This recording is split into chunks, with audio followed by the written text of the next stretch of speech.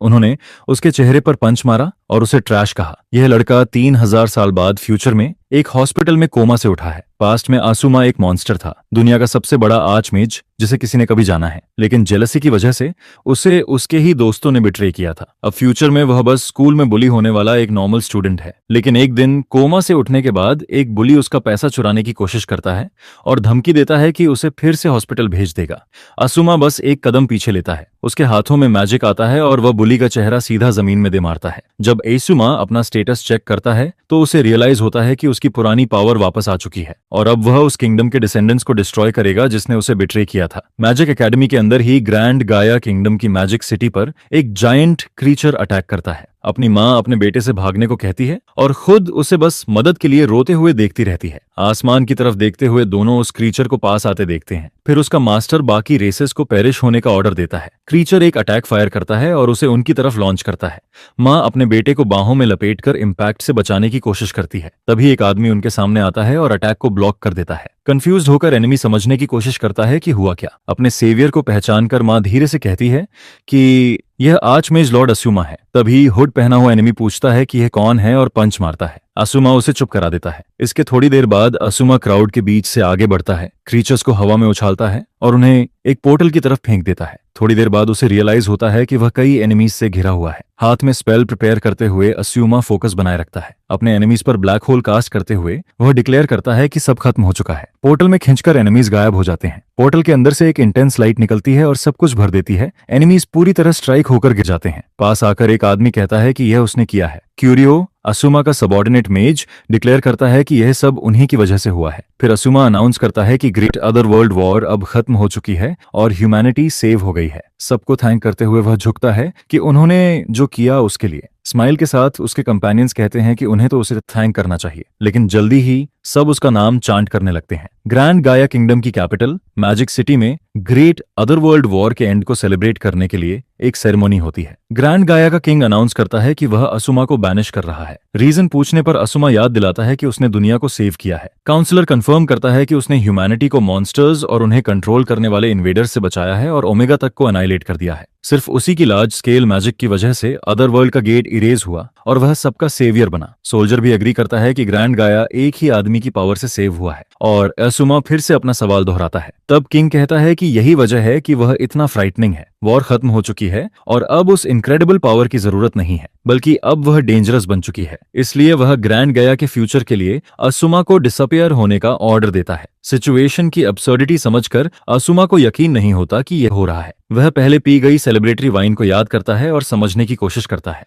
वह forbidden wine थी जिसने उसकी सारी माना और मैजिक को कंप्लीटली सील कर दिया था। अपने कंपेनियंस को देखते हुए वह उनसे सवाल करता है। फ्लेम्स की क्यूरियो धोखा देने और टोस्ट बुलाने के लिए माफी मांगती है। अर्थ की चायन कहती है कि उसने कभी इमेजिन नहीं किया था कि उसके जैसा कोई रिबेलियन प्लान कर सकता है। वाटर की म्यून जोड़ती है कि सॉवरेन की प्रेडिक्शन कभी गलत नहीं हुई। विंड का आइसाया कहता है कि वह इतनी खूबसूरत चीज को रूइन होते नहीं देखना चाहता था। फिर किंग उसे फेयरवेल कहता है और चांट शुरू करने का ऑर्डर देता है। हॉल में एक स्पेल एक्टिवेट होता है। स्पेल को नोटिस करते हुए वह देखता है कि सारे मेजर्स ने अपनी पावर यूनाइट कर ली है और वह उसकी मैजिकल रेजिस्टेंस को भी पियर्स कर रही है। रिबेलियन प्लान करने से इनकार करते हुए असूमा एक्सप्लेन करता है कि उसका फोकस सिर्फ ओमेगा से डील करने पर था। चुपचाप सवाल करते हुए वह सोचता है कि क्या किंग की प्रेडिक्शन बस एक एक्सक्यूज थी। फिर भी वह जानता है कि किंग के ऑर्डर्स एब्सोल्यूट हैं और कोई उन्हें डिफाई नहीं करता। यह सोचते हुए कि क्या यही इसका एंड है, उसका एक्सप्रेशन टूट जाता है। किंगडम के लिए उसने जो कुछ किया उसका मीनिंग वह ढूंढने लगता है। कम से कम अपनी सोल को कैरी किए जाने की रिक्वेस्ट करते हुए वह सिर उठाता है। अपनी चेस्ट पर स्पेल एक्टिवेट करते हुए असूमा चिल्लाता है कि उसकी सोल नेक्स्ट लाइफ में कैरी की जाए।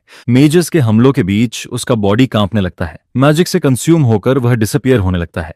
आसमान में शूट होती हुई उसकी एसेंस बॉडी छोड़ देती है और इस तरह आर्चमेज इरेज हो गया। दुनिया पीस के एरा में एंटर करती है। यह सब 3000 साल पहले हुआ था। टाइम पास होने के बाद हॉस्पिटल बेड पर लेटा एक यंग मैन अपनी आंखें खोलता है और सोचता है कि वह कहाँ है। पास आकर डॉक्टर पूछता है कि क्या हो रहा है। यह सोचते हुए कि यह पेशेंट कैसे जाग गया, वह भौहें सिकोड़ता है। ड्रॉअर पर पेशेंट का नाम शियोबना असुम लिखा होता है। ये रियलाइज करके कि उसका नाम अभी भी वही है, यंग मैन डॉक्टर को पास आते देखता है, जो कहता है कि यह एक मिरेकल है। पास पहुंचकर डॉक्टर उसका ध्यान खींचने के लिए कंधे पर हाथ रखता है। रीइंकार्नेशन स्पेल को सक्सेस मानते हुए आज़्यूमा रियलाइज करता है कि वह लैंग्वेज समझ पा रहा है। इस वर्ल्ड की सिविलाइजेशन समझने के लिए वह नर्स से पूछता है कि एरिया की सबसे बड़ी लाइब्रेरी कैसे जाए। सवाल न समझ पाने पर डॉक्टर और नर्स कंफ्यूज्ड ग्लांस एक्सचेंज करते हैं। नर्स को इन्फ्लुएंस करने की एबिलिटी यूज करते हुए आसुमा पोस्चर एडजस्ट करता है। नर्स ऑटोमेटिकली डायरेक्शंस देने लगती है। डॉक्टर उसे ज्यादा बोलने के लिए डांटता है। उसे थैंक करके यंग मैन पूछता है कि क्या वो बिलोंगिंग्स उसकी हैं। नर्स सिर हिलाकर कंफर्म करती है। डॉक्टर लगातार पूछता रहता है कि उसे क्या हो गया है। धीरे धीरे दूर जाते हुए आसुमा उस कमोशन को इग्नोर करता है। वे उससे वेट करने और ठीक होने के बारे में पूछते रहते हैं। खुद को एक्सक्यूज करके वह बाहर निकल जाता है और वेटिंग एरिया में बैठ जाता है। हॉस्पिटल से लिया हुआ बैकपैक खोलकर वह उसके कंटेंट्स एग्जामिन करता है। एक ऑब्जेक्ट उठाकर वह सोचता है कि यह मेटल स्लैब क्या है। बगल में बैठी वुमन से पूछने पर उसे जवाब मिलता है कि यह फोन है। डिवाइस को देखते हुए वह फोन शब्द दोहराता है। मैजिक से ऑब्जेक्ट एनालाइज करते हुए वह गेज फोकस करता है। आइटम की नेचर डिस्कवर करके असूमा रियलाइज करता है कि यह एक ऐसा डिवाइस है जो इनक्रेडिबल आर्काइव ऑफ इंफॉर्मेशन तक एक्सेस देता है। डिवाइस को करीब से देखने का डिसाइड करके वह झुकता है। स्टेशन पर ट्रेन आते ही वह उसमें चढ़ जाता है। कार के अंदर पहुंचकर उसे रियलाइज होता है कि अब लाइब्रेरी जाने की जरूरत नहीं है। फोन एनालाइज करके वह इस वर्ल्ड का बेसिक नॉलेज ऑब्टेन कर चुका था। यह एक ऐसा टूल था जो उसके टाइम में एग्जिस्ट नहीं करता था, लेकिन अब वह जानता है कि 3000 साल पास हो चुके हैं। उसे यह भी पता चलता है कि मैजिक डिक्लाइन में है और साइंस नाम की एक नई टेक्नोलॉजी इमर्ज हो चुकी है। यही वह ह्यूमन सोसाइटी थी जिसके लिए उसने ओमेगा को दूर भगाया था। यह सोचते हुए कि क्या यही वह वर्ल्ड है जिसके लिए उसने अपनी लाइफ सैक्रिफाइस की थी, वह साइडाई करता है। एक हाउस के सामने पहुंचकर वह उसकी फसाड ऑब्जर्व करता है। अंदर एंटर करके वह कंक्लूड करता है कि यही शियोबाना असूमा का घर था। पिक्चर फ्रेम को देखते हुए वह वंडर करता है कि क्या उस लड़के ने अपनी फैमिली खो दी थी। टेबल पर रखी डायरी मिलने पर असूमा उसे खोलता है। पेज पढ़ते हुए वह डिस्कवर करता है कि वह यंग मैन जीने से थक चुका था और किसी ने उसकी मदद नहीं की थी। आखिरकार यह समझते हुए कि बॉडी के ऑनर हॉस्पिटल में क्यों था, वह फोन को वाइब्रेट होते फील करता है। डिवाइस देखते ही असूमा को हार्टफुल मैसेज से भरी स्क्रीन दिखती है। शाबुया मेज ट्रेनिंग एकेडमी नाम के चैट ग्रुप को ढूंढते ही वह चुप हो जाता है। अगली सुबह यंग मैन एक बड़े इंस्टीट्यूशन के सामने पहुंचता है। एकेडमी के कोर्टयार्ड में एंटर करते हुए वह जगह को ऑब्जर्व करता है। पास आकर दो स्टूडेंट्स पूछते हैं कि क्या वह ठीक है। उनसे सवाल करते हुए असूमा पूछता है कि क्या उसे यहाँ नहीं होना चाहिए। सिचुएशन एक्सप्लेन करते हुए क्लासमेट बताता है कि रूमर्स थे कि बुलिंग की वजह से उसने अपनी लाइफ लेने की कोशिश की थी। स्टूडेंट्स के बीच से एक रेड हेयर वाला यंग मैन आता है और कहता है कि वह उसे अलाइव देखकर खुश है। अपने ग्रुप के साथ आगे बढ़ते हुए तनोजी क्यूरियो स्माइल के साथ दिखाई देता है। यंग मैन को पहचानते ही लड़का धीरे से ब्लिंक करता है और उसे क्यूरियो ऑफ द फ्लेम्स कह देता है। असूमा रेडहेड को छोड़कर कंफ्यूज्ड होकर उसे घूरता रहता है। क्यूरियो उसके बोलने के तरीके पर सवाल करता है और याद दिलाता है कि उसने उसे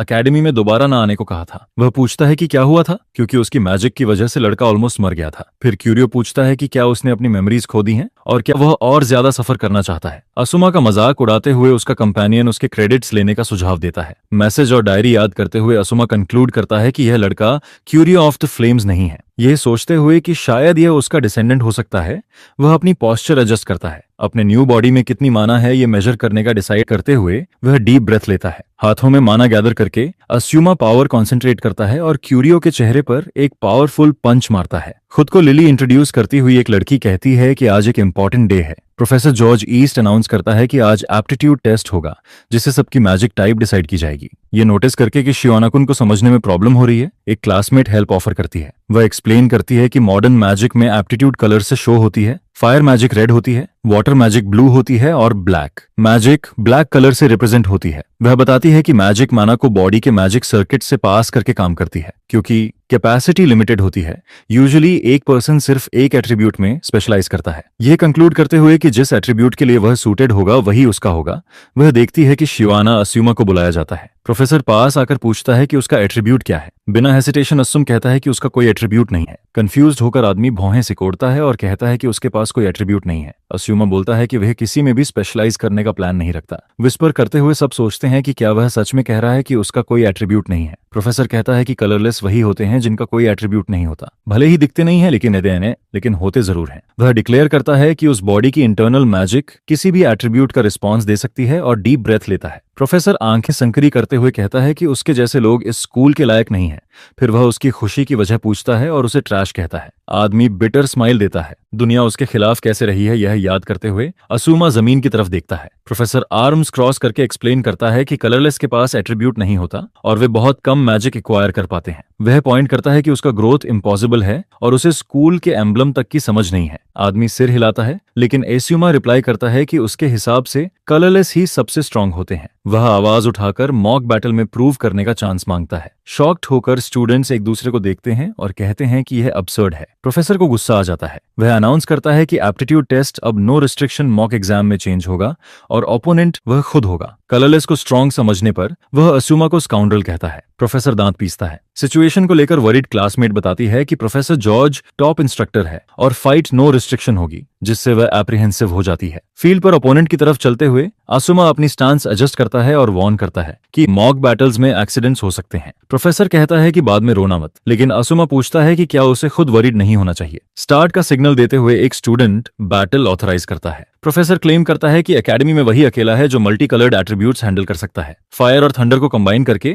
वह एक अटैक लॉन्च करता है। हवा को चीरता हुआ वह यंग मैन की तरफ रश करता है और मैजिक असूमा की ओर दौड़ती है। असूमा बस एक हाथ से अटैक रोक देता है और काम रहता है। जो देखता है उससे प्रोफेसर का चेहरा पीला पड़ जाता है। हाथ में मैजिक पकड़े हुए असूमा पूछता है कि क्या बस इतना ही है। इम्पॉसिबल चिल्लाते हुए आदमी कंट्रोल रिगेन करने की कोशिश करता है। फिर वह दोबारा अटैक करता है। दूसरी अटैक को भी असूमा उतनी ही आसानी से ब्लॉक कर देता है और उसकी नजर स्टेडी रहती है। डिस्पेयर में प्रोफेसर और स्टूडेंट्स खुद से पूछते हैं कि मैजिक काम क्यों नहीं कर रही है। असूमा धीरे धीरे उसकी तरफ चलता है। वह अपनी पेस स्लो नहीं करता और आदमी लगातार चिल्लाता रहता है कि यह इम्पॉसिबल है। पैनिक में आदमी हाथ बढ़ाता है। असूमा आगे बढ़ता है और प्रोफेसर उसे पास न आने की भीख मांगता है। खुद को डिफेंड करने के लिए मैजिक डिवाइस यूज करने की कोशिश में आदमी जल्दी से उसे उठाता है। असूमा ऑब्जेक्ट को छूता है और उसकी उंगलियां मेटल को ग्रेज करती हैं। वह इंस्टेंट फ्रीज हो जाता है और डिवाइस यूजलेस बन जाता है। फिर असूमा उससे कहता है कि उसने अब तक जो किया है सब कन्फेस करे। कन्फेस न करने पर उसे डस्ट में बदलने की धमकी देते हुए यंग मैन आंखें संकरी करता है। प्रोफेसर की गर्दन के चारों तरफ एनर्जी बन जाती है और हवा हैवी हो जाती है। आखिरकार एडमिट करते हुए आदमी रिवील करता है कि उसने शियोना को ब्लाइंड होते देखा था, लेकिन प्रेंड किया कि उसने कुछ नहीं देखा। यहाँ तक कि कंसल्ट करने के बाद भी उसने हेल्प करने की जगह शियोना को मारा था। साइलेंस में सीन देखते हुए स्टूडेंट समझ नहीं पाते कि रिएक्ट कैसे करें। एक स्टूडेंट सजेस्ट करता है कि प्रिंसिपल को यह बात बतानी चाहिए। घुटनों पर गिरते हुए प्रोफेसर की सारी ताकत खत्म हो जाती है। असूमा पास आकर नीचे देखता है और पूछता है कि अब कैसा फील हो रहा है, मेरे जैसे कलरलेस से हारने पर कैसा लग रहा है। वह कहकर खत्म करता है। एकेडमी की लाइफ नॉर्मल चलती रहती है। दूर से देखते हुए दो स्टूडेंट्स वंडर करते हैं कि क्या सच में वही है। आपस में कमेंट करते हुए बाकी स्टूडेंट्स कहते हैं कि वह एक अलग इंसान जैसा लग रहा है। क्लास खत्म होने पर वह अपनी सीट पर ही बैठा रहता है। क्लासमेट पास आकर उसका नाम लेती है और वह पूछता है कि वह क्या चाहती है। असूमा सिर झुकाकर पहले उसे सिखाने के लिए थैंक करता है। वह कहती है कि कोई बात नहीं और शाय स्माइल देती है। फिर वह कहता है कि उसे एक फेवर चाहिए। कैजुअली वह उसे बाहर चलने के लिए पूछता है। शॉक्ड होकर लड़की फ्रीज हो जाती है। सीन देखकर बाकी स्टूडेंट्स हैरानी में विस्पर करने लगते हैं। अब भी स्पीचलेस वह मोमेंट को प्रोसेस करने की कोशिश करती है। एम्बैरेस्ड होकर लड़की नजरें हटा लेती है। वह उसे कैंपस घुमाती है और क्लब बिल्डिंग और स्टाफ बिल्डिंग दिखाती है। रूफटॉप पर पहुंचकर वह टूर के लिए थैंक करता है और कहता है कि उम्मीद है वह बॉदर नहीं हुई होगी। डिनाई करते हुए लड़की कहती है कि उसे समझ आ गया था कि बाहर चलने से उसका क्या मतलब था। धीरे से मुड़ते हुए वह कहती है कि वह सच में इसका इंतजार कर रही थी। अचानक वह फिर उसकी तरफ मुड़ती है। फ्लस्टर्ड होकर क्लासमेट डिनाई करती है कि वह बिल्कुल भी इंतजार नहीं कर रही थी। जब वह पूछता है कि उसका मतलब क्या है तो वह बस कहती है कि कुछ नहीं। लीड लेते हुए वह उसे एकेडमी के मैजिक एनालिसिस रूम में ले जाती है, जिसे स्टूडेंट्स रिक्वेस्ट पर यूज कर सकते हैं। जगह को देखते हुए असूमा कुछ कदम चलता है। उसकी तरफ मुड़कर वह एकेडमी घुमाने के लिए थैंक करता है। स्पीचलेस होकर लड़की नर्वस तरीके से अपने हाथ क्लास्प कर लेती है। वह हल्की सी स्माइल करता है और प्रॉमिस करता है कि वह जरूर फेवर रिटर्न करेगा। क्लासमेट बिल्कुल स्टिल रहती है और चुपचाप उसे देखती रहती है। असूमा उसका नाम लेकर शियोना कहकर बुलाता है और रिस्पॉन्स का वेट करता है। नाम सुनते ही वह सरप्राइज में ब्लिंक करती है। असूमा आंखें नैरो करके पूछता है कि क्या वह सच में शियोना है। वह अपनी गर्दन के पीछे हाथ रखकर स्क्रैच करती है और कुछ वियर्ड बोलने के लिए सॉरी कहती है। असूमा अपने बाल एडजस्ट करता है और एक्सप्लेन करता है कि उसके आसपास का एटमॉस्फेयर चेंज हो गया है। वह रिवील करती है कि उसे ऐसा फील हो रहा है जैसे वह कोमा में थी और उसे कुछ भी याद नहीं है। ट्रबल देने के लिए वह माफी मांगती है। असूमा अपने मन में सोचता है कि अभी टाइम नहीं आया है और चुप रहता है। उसकी एक्सप्लेनेशन एक्सेप्ट करते हुए लड़की अजीब सवाल पूछने के लिए सॉरी कहती है। गुड बाय कहते हुए असूमा उससे कहता है कि वह बाद में मिलेगा। वह अकेले एक खाली हॉलवे से चलता है। मैजिक एनालिसिस रूम के सामने पहुंचकर वह दरवाजे के आगे रुकता है। स्पेल यूज करके वह दरवाजा खोलता है और अंदर एंटर करता है। एंशिएंट मैजिक एनालिसिस स्टार्ट करने के लिए वह टर्मिनल एक्सेस करता है और स्क्रीन को टच करता है। पैनल ऑपरेट करते ही सिस्टम अलग अलग इन्फॉर्मेशन शो करता है। डेटा एनालाइज करके असूमा कंक्लूड करता है कि यह पॉसिबल लगता है। एंशिएंट और मॉडर्न मैजिक कंबाइन करते हुए वह डिसाइड करता है कि यह इनफ होना चाहिए। नेक्स्ट डे रजिस्टर करने का फैसला करके वह डीप ब्रेथ लेता है। अचानक कहीं से एक आदमी सामने आता है और पूछता है कि क्या वह शोना है। पीछे मुड़कर असुमा पूछता है कि वह कौन है, क्योंकि उसने उसकी प्रेजेंस फील नहीं की थी। वह खुद को S4 का आइज़ाया इंट्रोड्यूस करता है। यंग मैन स्माइल करते हुए कहता है कि उससे मिलकर खुशी हुई है। असुमा आईब्रोज उठाकर पूछता है कि S4 क्या है। एक्सप्लेनेशन मिलती है कि वे एकेडमी के स्ट्रॉन्गेस्ट हैं और वह उनमें से एक है। आइज़ाया वाइड ग्रिन के साथ कमेंट करता है कि आसुमा एलीट से नहीं है और पूछता है कि कोई कलरलेस कैसे हो सकता है। सिचुएशन को इंटरेस्टिंग पाते हुए वह असुमा की चेस्ट को टच करता है। दूसरे स्टूडेंट के साथ जो हुआ था उसे याद करते हुए आइज़ाया कहता है कि यह सही जगह है। हाथ आगे बढ़ाकर वह असुमा से ज्वाइन करने को कहता है और बताता है कि वहां सब इक्वल हैं। आजुमा उसे चुपचाप देखता है और तुरंत रिएक्ट नहीं करता। रिक्वेस्ट पर इंसिस्ट करते हुए आइज़ाया उसके डिसीजन का वेट करता है। आसुमा एक्सेप्ट करता है और कहता है कि वे उसका ख्याल रखें। हाथ मिलाते वक्त उसे एक अलग तरह की मैजिक फील होती है। वह साइलेंटली एनालाइज करता है कि यह कैसी मैजिक है और क्या उसे प्रोब किया जा रहा है। आइज़ाया को कैजुअली मॉडर्न मैजिक यूज करते देख आसुमा इसे रूड मानता है। गुड बाय कहते हुए यंग मैन हाथ हिलाता है और चला जाता है, कहते हुए कि वह समझता है और उसे सिचुएशन इंटरेस्टिंग लगती है, और कॉरिडोर में डिसअपियर हो जाता है। अगली सुबह लार्ज एकेडमी में एक्टिविटीज शुरू होती हैं। कोई हॉलवे से चलता हुआ स्टाफ रूम की तरफ जाता है और काउंटर पर रिक्वेस्ट करता है। आसुमा चुपचाप वेट करता है। वह उसकी रिक्वेस्ट कंफर्म करती है कि टाइम शाम 4 बजे का है और यह 3 घंटे के लिए होगी। क्लास अटेंड करते हुए आसुमा बाकी स्टूडेंट्स के बीच बैठा रहता है। वह डिस्टेंट लगता है और सामने घूरता रहता है, जबकि शियोना साइड से उसे देखती रहती है। बाद में आसुमा मैजिक एनालिसिस रूम में एंटर करता है। एडवांस्ड टेक्नोलॉजी को डिसमिस करते हुए वह कहता है कि उसे बस सही एनवायरनमेंट और फोकस करने का टाइम चाहिए। फिर वह large ancient magic panel activate करता है। यह उसके पास लाइफ की एंशिएंट मैजिक थी, मैजिकल एप्टीट्यूड वालों के लिए एक सीक्रेट टेक्निक। यह एटमॉस्फेयर से माना अब्सॉर्ब करके बॉडी के माना रिसेप्टिकल्स में कंप्रेस करने वाले मैकेनिज्म से काम करती है। जिस मैजिक को एक्टिवेट करना होता है उसके तय होते ही रिफाइंड माना एग्जीक्यूशन रिसेप्टिकल्स में ट्रांसफर किया जाता है। मैजिक सर्कल से स्टैंडर्डाइज्ड होकर एक्टिवेशन प्रोसेस मेज की स्किल पर डिपेंड करता है और आखिर में मैजिक रिलीज होती है। लेकिन एंशिएंट मैजिक सिर्फ चुने हुए लोग ही यूज कर सकते थे, क्योंकि बिना टैलेंट वाले माना रिफाइन नहीं कर सकते थे। करंट एरा के डिफरेंसेस नोटिस करते हुए असुमा सिचुएशन एनालाइज करता है। माना और एग्जीक्यूशन रिसेप्टिकल्स बॉडी में अब एग्जिस्ट नहीं करते और उनकी जगह मैजिक सर्किट नाम का ऑर्गन आ चुका है। स्मार्ट स्टाफ नाम के इन्वेंशन के थ्रू माना ऑटोमेटिकली इंजेक्ट की जाती है। Artificially generated magic circles spell activate करते हैं। इस वाइड स्प्रेड प्रोसेस ने इनेट डिफरेंसेस के बिना भी मैजिक एक्टिवेशन पॉसिबल बना दी है। दूसरी तरफ यह मैनुअलाइजेशन मैजिक की पावर रिड्यूस कर देती है और स्टाफ छिन जाने पर उसका यूज इम्पॉसिबल हो जाता है। यह सब समझकर उसका ऑब्जेक्टिव क्लियर हो जाता है। अगला स्टेप प्लान करते हुए वह एंशिएंट और मॉडर्न टेक्नोलॉजीज को कंबाइन करने वाली हाइब्रिड मैजिक डेवलप करेगा। इसे अचीव करने के लिए उसे पहले मॉडर्न मैजिक को हाईएस्ट लेवल तक मास्टर करना होगा और सारे एट्रीब्यूट्स कॉन्कर करने होंगे। आगे बढ़ने की तैयारी करते हुए उसकी हाइब्रिड मैजिक हाइपोथेसिस की फंडामेंटल थ्योरी की कैलकुलेशंस क्वांटम कंप्यूटर करेगा। एक की प्रेस करते हुए वह कहता है कि इससे सॉल्व हो जाना चाहिए। हाइपोथेटिकल हाइब्रिड मैजिक के बेसिक थ्योरी कैलकुलेशन लोड होते ही कंप्यूटर प्रोसेसिंग स्टार्ट कर देता है। रिजल्ट्स का वेट करते हुए वह ड्रिंक के लिए बाहर जाने का डिसाइड करता है। रूम से निकलने के लिए वह डोर नॉब पर हाथ रखता है। दरवाजा खुलते ही अंधेरा फैल जाता है और एनवायरनमेंट अचानक चेंज हो जाता है। उल्टा गिरते हुए अस्युमा के पैरों तले जमीन नहीं रहती। यह सोचते हुए कि क्या पूरी दुनिया उलट गई है, वह पल भर के लिए आंखें बंद करता है। इसे targeted modern magic attack recognise करते हुए वह सोचता है कि यह कहां से आया। यह अटैक उसकी डिटेक्शन से अननोटिस्ड रहा था, जो प्रिसिजन दिखाता है। आइज़ाया से मिलने और हाथ मिलाने का मोमेंट याद करते हुए वह भौहें सिकोड़ता है। रियलाइज करता है कि आइज़ाया ने तुरंत एक्ट किया था। आसुमा डीप ब्रेथ लेता है। वह सोचता है कि क्या यही आइज़ाया का मतलब था गेटिंग अलोंग से। अपने थॉट्स एडजस्ट करते हुए वह डिसाइड करता है कि उसे पास्ट लाइफ की हायरार्की याद दिलानी पड़ेगी। उसका बॉडी टेलीपोर्ट नहीं हुआ है, इसलिए वह समझ जाता है कि यह रिकॉग्निशन ऑल्टर करने वाली इल्यूजन स्पेल है। आइज़ाया जैसा ओरिजिनल मैजिक बनाना टिपिकल है, वह सोचता है, और लगता है कि 3000 साल में कुछ चीजें वफा नहीं बदली हैं। आसमान में गिरते हुए वह सोचता है कि आगे क्या होगा। तभी उसका ध्यान किसी चीज पर जाता है और वह अप्रोचिंग क्रिएचर्स को फैमिलियर्स आइडेंटिफाई करता है, जो ईसा याह ने आर्टिफिशियली क्रिएट किए हैं। वह आंखें नैरो करता है। बैट की सिलुएट वाला एक लार्ज क्रीचर सामने आता है और अपने विंग्स फैला देता है। रियलाइज करते हुए कि अगर यह चलता रहा तो वह डिफेंसिव हो जाएगा, वह आइज़ाया को लोकेट करने का डिसाइड करता है। पहले वह अपने फॉल को रोकने के लिए डीसेलरेशन मैजिक ट्राई करेगा। आगे आने वाले खतरे पर फोकस करते हुए वह माना गैदर करता है, लेकिन एक मैजिक रे उसे हिट करता है और रिवील करता है कि कोई भी counter magic interception spell activate कर देता है। हाथ से मैजिक सर्कल प्रिपेयर करते हुए वह पेन इग्नोर करता है।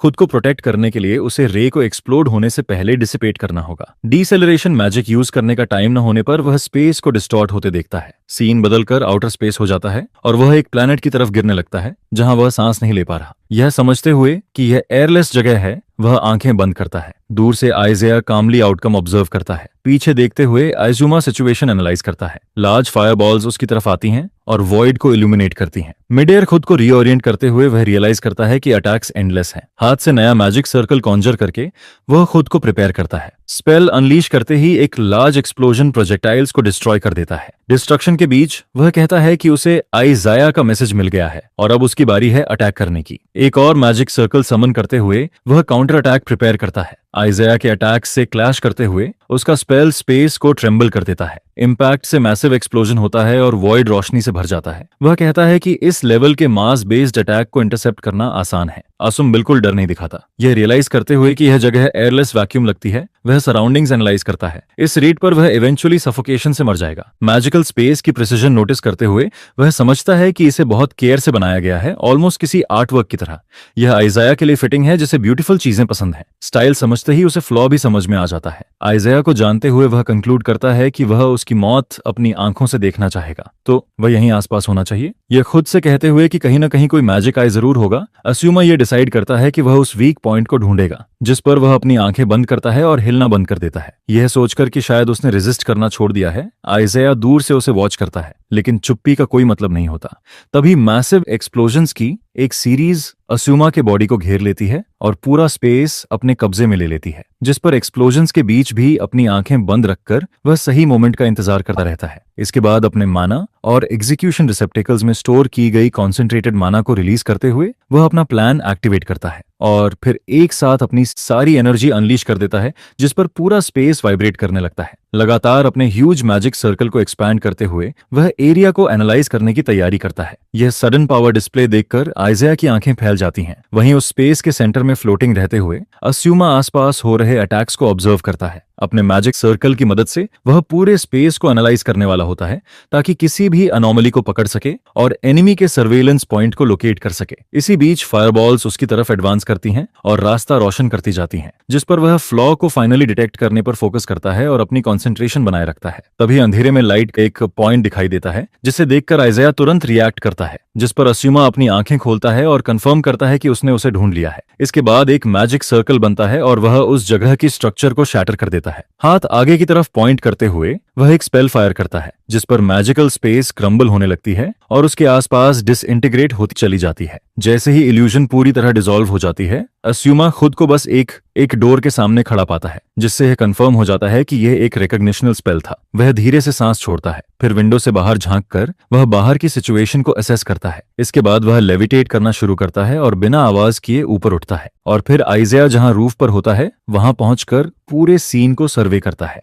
उसे अप्रोच करते देख आइज़ाया कोई रिएक्शन नहीं देता और कहता है कि आखिरकार उसने उसे ढूंढ ही लिया है, जिस पर अस्यूमा मजबूती से लैंड करता है। उसी रूफ पर लैंडिंग करके वह बिना किसी हेस्ट के उसकी तरफ बढ़ता है। अस्यूमा उससे सवाल करता है कि क्या उसने स्पेल कास्ट किया था, लेकिन साइलेंट रहते हुए आइज़ाया कोई जवाब नहीं देता, जिस पर अस्यूमा और करीब आता है और पूछता है कि वह उसे हर्ट क्यों करना चाहता है। फिर भी जवाब नहीं मिलता और वह यंग मैन एक वेकेंट स्टेयर बनाए रखता है। इसे देखकर अस्यूमा पूछता है कि क्या यही उसका गेट अलोंग करने का तरीका है, और उसकी आंखें नैरो हो जाती हैं। अचानक जंप करके और एक पोज लेते हुए आइज़ाया पूरी तरह अनएक्सपेक्टेड कॉन्ट्रास्ट क्रिएट करता है और चिल्लाते हुए कहता है कि अस्यूमा बिल्कुल वैसा ही है जैसा उसने इमेजिन किया था। वह एक स्माइल में टूट पड़ता है। सामने खड़े अस्यूमा कंफ्यूजन में उसे देखता रहता है और मोशनलेस बना रहता है। आइज़ाया उसकी तारीफ करते हुए कहता है कि उसने उसकी इल्यूजन मैजिक को तोड़ा और बिना एन्चांटमेंट के लेविटेशन किया, जो काबिले तारीफ है। वह उसे मैग्निफिसेंट कहता है। इसके बाद भी वह प्रेज जारी रखते हुए कहता है कि ऐसे मैजिक सर्कल का यूज करना अनबिलीवेबल है और उतना ही ब्यूटीफुल है जितना दुओमो कैथीड्रल की सीलिंग पर बनी पेंटिंग्स। फिर वह पास आता है और बताता है कि अभी यह खत्म नहीं हुआ है। वह कहता है कि अस्यूमा की डिसइंटीग्रेशन मैजिक फैसिनेटिंग है और वह उसके मैजिक सर्किट के पीछे की लॉजिक जानना चाहता है। अचानक उसका एक्सप्रेशन बदलता है। वह सिर टेढ़ा करता है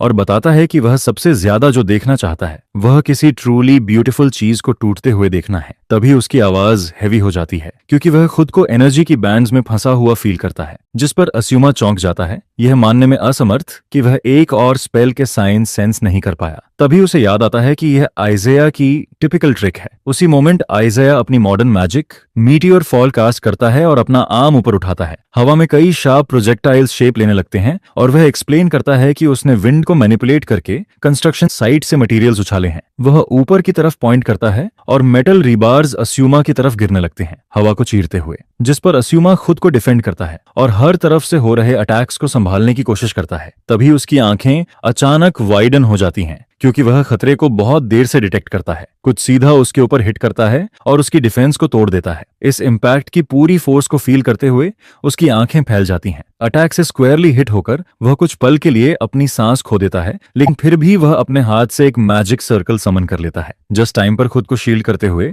वह प्रेशर को थोड़ा पुश बैक करता है, यह सोचते हुए कि वह कितनी देर तक होल्ड कर पाएगा। आइजाया इंटरेस्ट के साथ उसे वॉच करता है। तभी ऊपर से एक और थ्रेट को नोटिस करके अस्यूमा ऊपर देखता है। ऊपर से एक इलेक्ट्रिक पोल गिरता है, सीधा उसी की तरफ आता हुआ। उसके साथ एक और मेटल स्ट्रक्चर भी कोलैप्स होती है, जिस पर वह पीछे की तरफ लीप करता है और डेंजर को साइड स्टेप करता है। यह अटैक इस तरह प्लान किया गया था कि उसके पास एस्केप का कोई रूट न बचे और वह पूरी तरह कॉर्नर हो जाए। चारों तरफ से डेबरी गिरने लगता है और एक इंक्लोजर बन जाता है। अस्यूमा खुद को रेकेज से डिफेंड करने की तैयारी करता है और अपना हाथ एडजस्ट करता है। वह अपने मैजिक सर्कल को एक्सपैंड करता है और एक बैरियर क्रिएट करता है। इम्पैक्ट का वेट सहते हुए वह स्ट्रगल करता है और अपने दांत भींच लेता है। उधर आइजेया इस केओस को देखता है और हंसता है, यह सोचते हुए कि शायद अस्यूमा अपनी लिमिट पर पहुंच रहा है। वह अपने आर्म्स क्रॉस करता है। तभी आसमान में कुछ उसकी अटेंशन खींचता है और आइजेया अपनी चिन ऊपर उठाता है। एक प्लेन एटमॉस्फेयर को काटता हुआ आसमान से गिरता हुआ उनकी तरफ आता है। खुले आर्म्स के साथ आइजेया डिक्लेयर करता है कि यह उसकी वर्ल्ड और उसकी मैजिक है। वह साई करता है और कहता है कि मीटियोर शावर किसी भी आर्ट से ज्यादा ब्यूटीफुल है। हाथों से जेस्चर करते हुए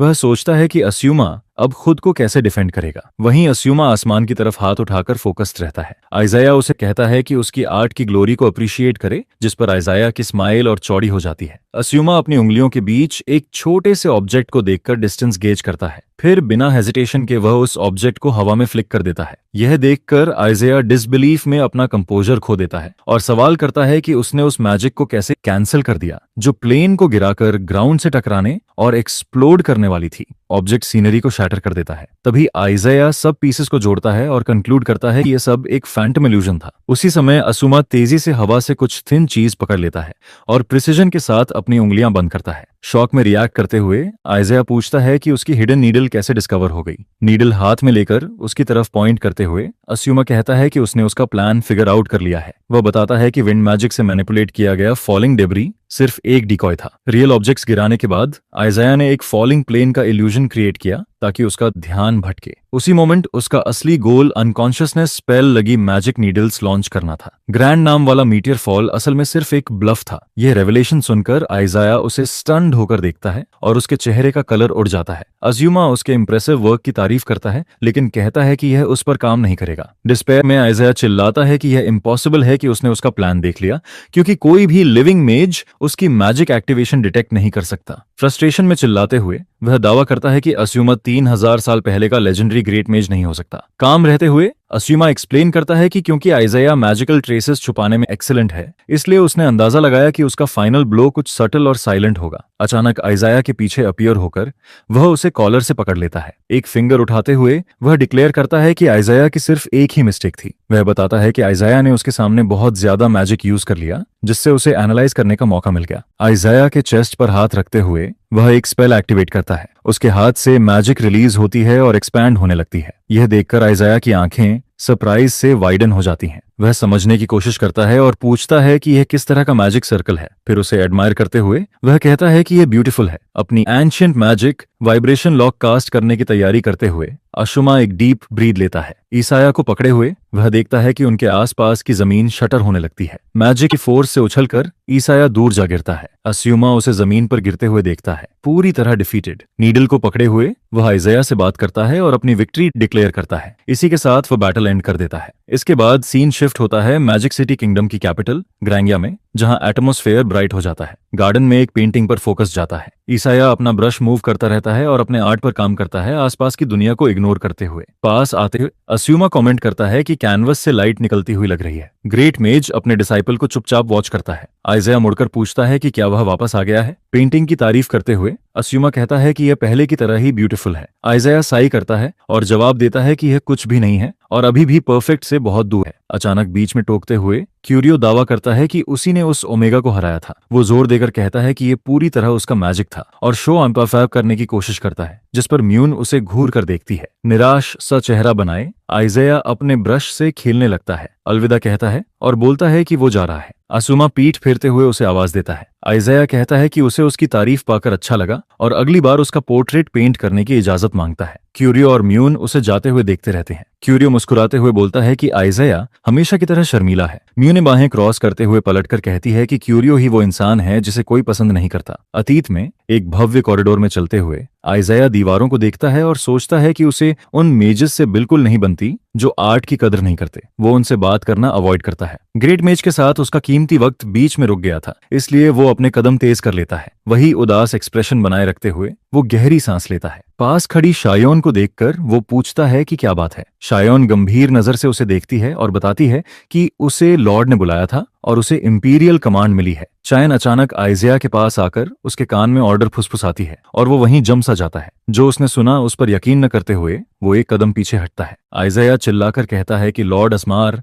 बगावत प्लान कर रहा है। शायोन कंफर्म करती है कि यह सच है और लॉर्ड का भविष्य का विजन बिल्कुल सही होता है। आइज़ाया ये मानने को तैयार नहीं होता कि असमार ग्रंगा और उन सबको धोखा दे सकता है और उसे ये बात इमेजिनेशन से बाहर लगती है। वो सोचता है कि लॉर्ड असमार इतना गंदा काम क्यों करेगा और सीने को पकड़ लेता है। वर्तमान में लौटते हुए शियोबाना असूमा एक बेड पर लेटा हुआ जागता है। छत की फ्लोरोसेंट लाइट्स को घूरते हुए वो धीरे से पलकें झपकाता है। अकादमी की इन्फर्मरी में होश में आते हुए आइज़ाया को सिरदर्द महसूस होता है। बैठते हुए वो कहता है कि ऐसा लग रहा है जैसे कोई भयानक सपना देखा हो। तभी कोई उसे पानी की बोतल देता है। चौंक कर बगल में देखता है और लगभग बोतल गिरा देता है। सामने असूमा को देखकर वो बोल ही नहीं पाता। असूमा समझाता है कि ये शुगर वाला इलेक्ट्रोलाइट ड्रिंक है। वो बताता है कि आइज़ाया काफी कराह रहा था, इसीलिए जल्दी से फ्लूइड्स पूरा करने की सलाह देता है। आइज़ाया भौहें चढ़ाकर पूछता है कि उसने उसकी मदद क्यों की। असूमा बाहें क्रॉस करते हुए कहता है कि उसने उसका मैजिक सीधे फेस किया था और बिना नुकसान के निकलना मुमकिन नहीं था, लेकिन किस्मत से उसके मैजिक सर्किट्स ठीक से काम कर रहे हैं तो मामला सीरियस नहीं लगता। अचानक आइज़ाया उंगली उठाकर बात बदल देता है। वो आसूमा के हाथ में पकड़े तौलिए की तरफ इशारा करता है। तौलिया पसीना पोंछने में स्तिसिक ने इस्तेमाल हुआ लगता है, जो दिखाता है कि असूमा उसकी केयर कर रहा था। आइज़ाया कंफर्म करने की कोशिश करता है कि क्या असूमा पूरे वक्त उसकी देखभाल कर रहा था। असूमा नजरें फेरते हुए कहता है कि वो किसी स्किल्ड मेज को खोना नहीं चाहेगा। बोतल पकड़ते हुए आइज़ाया थैंक यू कहता है। असूमा सांस छोड़ते हुए बोलता है कि S4 के सारे लोग कुरियो जैसे नहीं है।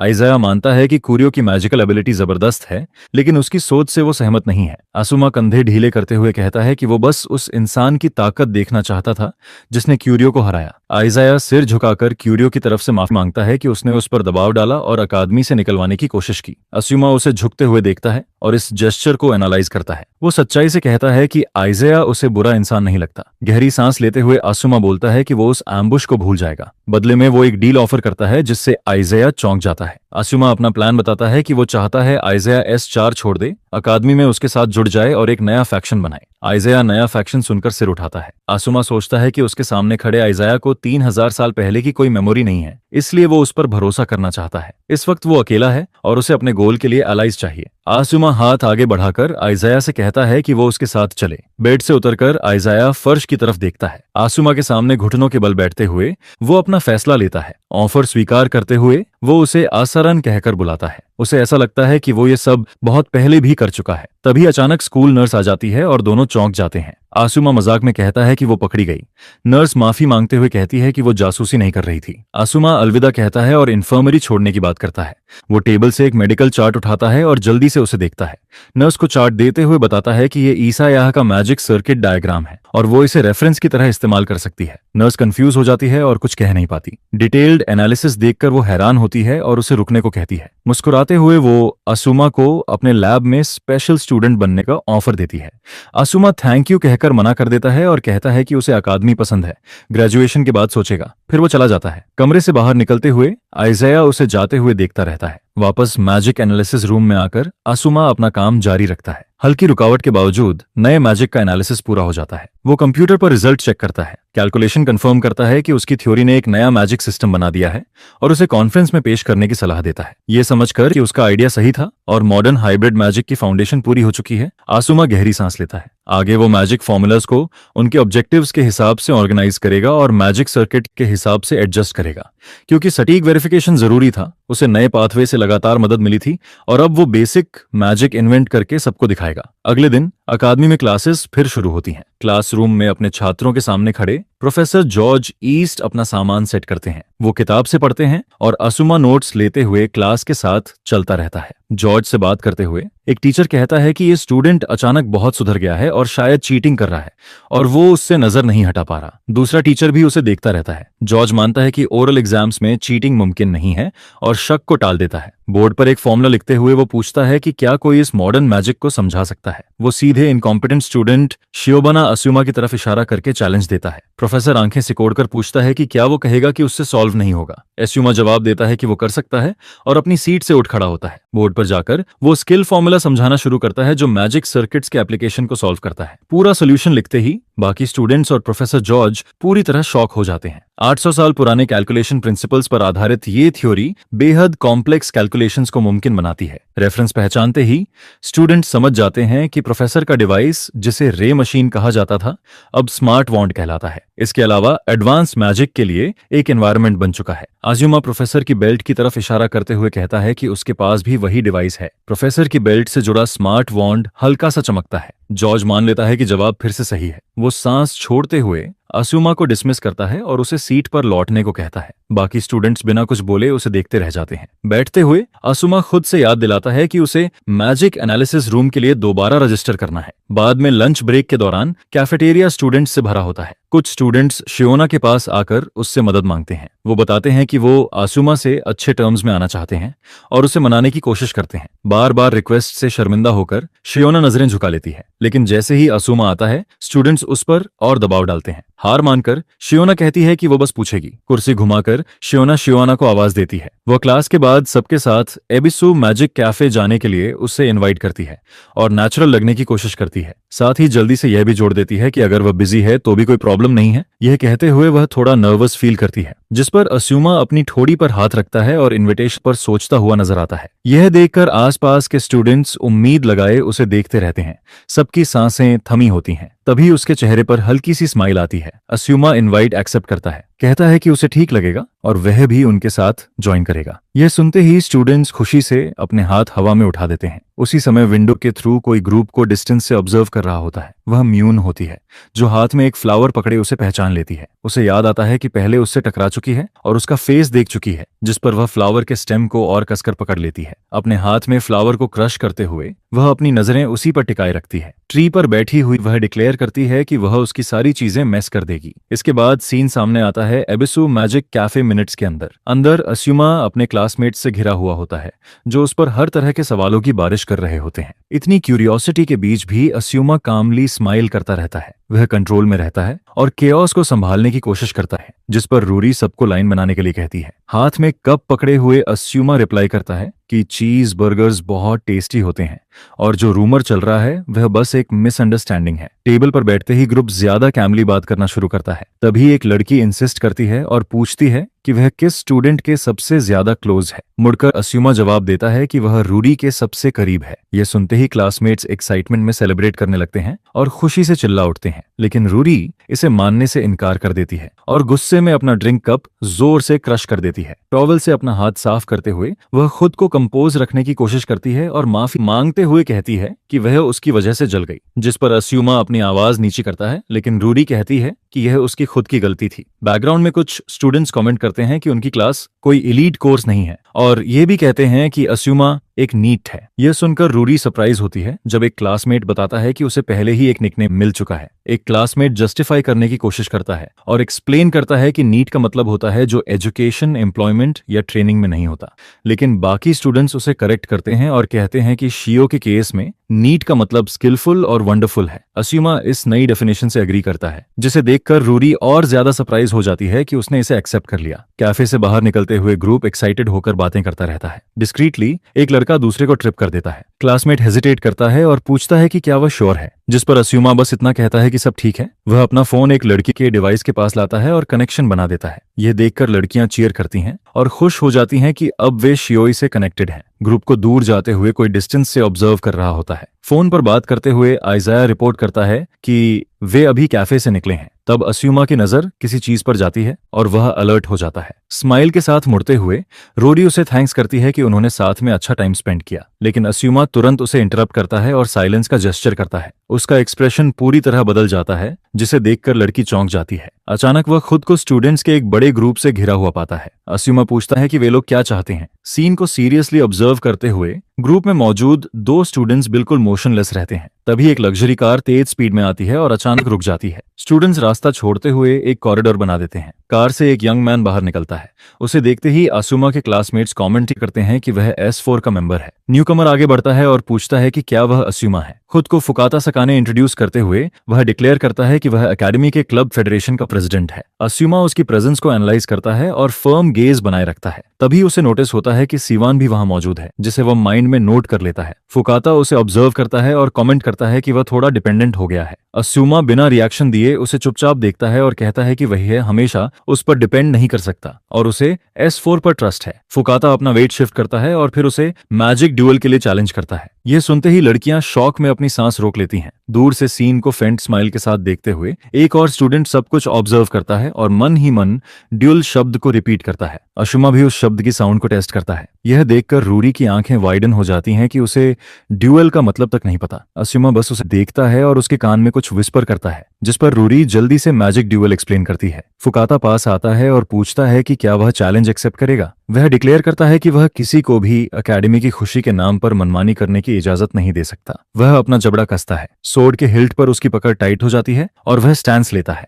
वेपन ड्रॉ करते ही फुकाटा एक स्ट्रॉन्ग प्रेशर रिलीज करता है जो आसुमा की तरफ रश करता है, तुरंत समझते हुए कि यह कोई मैजिक ड्यूअल नहीं है। अस्यूमा अपने सेंसेस हाइटन कर लेता है। किल करने की इंटेंट फुकाता से निकलती हुई क्रशिंग प्रेशर के रूप में सामने आती है, लेकिन अस्यूमा नोटिस करता है कि यह प्रेशर सिर्फ उसी पर नहीं है, उसके क्लासमेट्स भी उस फोर्स में एंगलफ हो रहे होते हैं। आसुमा उसके तरीकों पर सवाल करता है और रियलाइज करता है कि फुकाता बाकी स्टूडेंट्स को होस्टेज की तरह यूज कर रहा है ताकि वह ड्यूअल रिफ्यूज न कर सके। एक मेमोरी में वह देखता है कि सिवान इंटेंसली ट्रेनिंग कर रहा है और आसुमा ऊपर से उसे देख रहा है। अस्यूमा के चेहरे पर हल्की सी स्माइल आती है। वह डीप ब्रेथ लेता है और कहता है कि ठीक है। वह ड्यूअल एक्सेप्ट करता है। वह अपनी ग्राउंड पर खड़ा रहता है और कहता है कि वह आभारी है, जिस पर फुकाता अपने शोल्डर्स रिलैक्स करता है। सोर्ड को शीथ में डालते ही वह आसपास का प्रेशर खत्म कर देता है। मुड़कर वह अनाउंस करता है कि ड्यूअल कल सुबह 8 बजे एकेडमी के सेंट्रल अरीना में होगा। कार की तरफ जाते हुए फुकाता अस्यूमा की नजरों से ओझल हो जाता है, यह कहते हुए कि अभी उसे चैलेंज करना जल्दी है। अस्यूमा स्माइल करता है और सुआन से कहता है कि तैयार रहना। यहीं कॉन्वर्सेशन खत्म होती है। उस रात अस्यूमा अपने रूम में पीसफुली सोता है। बेड पर आराम करते हुए वह धीरे धीरे सांस लेता है। अचानक उसकी आंखें खुलती हैं और वह सोचता है कि वह कहाँ है। खुद को अपनी ओरिजिनल फॉर्म में देखकर उसे रियलाइज होता है कि वह एक ड्रीम में है। यह समझते हुए कि यह लूसिड ड्रीम है, वह हवा में अपना हाथ बंद करता है। उसे हाल ही में हुई क्लास याद आती है, जहां बताया गया था कि ड्रीम सबकॉन्शियस में डाइव करने का मौका देते हैं। यह सब कनेक्ट करते हुए उसके दिमाग में एक आइडिया आता है और वह उसे प्रैक्टिस में लाने का फैसला करता है। वह डिसाइड करता है कि इस बॉडी के ओरिजिनल ओनर की इन्वेस्टिगेशन करेगा। वह अपनी भौहें सिकोड़ता है। रीइंकार्नेट होने पर बॉडी के मैजिक सर्किट्स में थोड़ा सा मान बचा हुआ था, जिसे उसने अब तक टच नहीं किया था। अस्यूमा कहता है कि इसी माना के थ्रू वह प्रीवियस ओनर के थॉट्स पढ़ सकता है। यंग मैन के थॉट्स अभी भी मौजूद होने चाहिए, लेकिन उन्हें एक्सेस करने के लिए उसे स्पिरिट एक्सट्रैक्ट करने वाली मैजिक यूज करनी होगी। क्योंकि इसके लिए कोई एंशिएंट मैजिक एग्जिस्ट नहीं करती, वह डिसाइड करता है कि वह खुद एक बनाएगा। वह एक नया स्पेल वीव करना शुरू करता है। मेंटल मैनिपुलेशन और हिप्नोटिक सजेशन की फॉर्मूलास को कंबाइन करके वह एक एक्टिवेशन सर्कल क्रिएट करता है, यह रियलाइज करते हुए कि वह एक नया स्पेल बना रहा है। अस्यूमा स्माइल करता है और कंक्लूड करता है कि शायद हिस्ट्री में वह अकेला होगा जिसने ऐसा किया है। अपनी न्यू मैजिक लॉन्च करते ही वह प्रोसेस देखकर सरप्राइज हो जाता है। एक पोर्टल खुलता है और ओरिजिनल शियोबाना की स्पिरिट बाहर खिंचाती है। पूरी तरह मटेरियलाइज होकर यंग मैन की स्पिरिचुअल फॉर्म उसके सामने फ्लोट करती है। साइलेंस छा जाती है और अस्यूमा की आंख से एक आंसू गिरता है। स्पिरिट कंफ्यूज्ड होकर पूछता है कि वह कहाँ है। स्माइल करते हुए अस्यूमा अनाउंस करता है कि रेस्क्यू सक्सेसफुल रहा है। वह आगे बताता है कि एक मीटियर शावर पास से गुजर रहा था और सब कुछ एक ब्लैक होल में खिंच रहा था, लेकिन उस डार्कनेस के अंदर उसकी नजर एक चीज पर पड़ी। अंधेरे में अलग नजर आता हुआ लाइट का एक पॉइंट स्ट्रगल कर रहा था और सरवाइव करने की कोशिश कर रहा था। अस्यूमा उस लाइट की तरफ हाथ बढ़ाता है। वह डिसीजन का वेट फील करता है। उसे लगता है कि अगर उस लाइट को अंदर खींचने से इतनी नफरत थी तो वह उसकी जगह ले लेगा। यह सुनकर सामने वाला उसे देखता है। रेवलेशन से शॉक्ड होकर अस्यूमा कुछ कह नहीं पाता। वह एक्सप्लेन करता है कि वह गिरता ही चला गया और वह बस एक ऐसा इंसान था जो मरना चाहता था लेकिन फिर भी जीता रहा। युवा आदमी नजरें फेर लेता है और कहता है कि दूसरी तरफ अस्यूमा जीना चाहता था लेकिन आखिर में मर गया। वो सांस छोड़ते हुए हंसता है और बोलता है कि असल में बॉडी उसके पास ही रहनी चाहिए थी। अस्यूमा सख्ती से असहमति जताते हुए भौहें सिकोड़ लेता है। उसे कंफ्यूज होकर देखता है। युवा आदमी जवाब का इंतजार करता है और समझाता है कि अब वो दोनों एक ही बॉडी में दो आत्माएं हैं और दोनों में से कोई भी अकेले एग्जिस्ट नहीं कर सकता। शिवाना असुमा के तौर पर अकेले।